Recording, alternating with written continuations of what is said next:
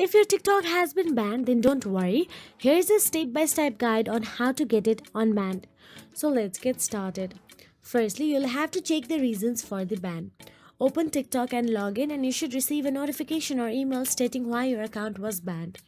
Once done so, open any web browser and in the search address bar search for the unbanned TikTok.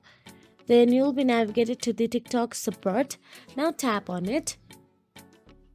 Then inside the TikTok support, you can see in account safety report a problem option available in the blue highlights at the top.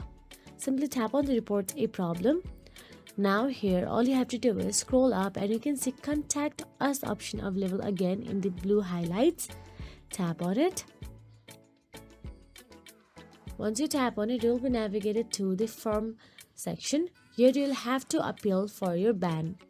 Simply tap on your account was banned from the option. Here they will give you the idea for how to unban your TikTok. So simply follow this step.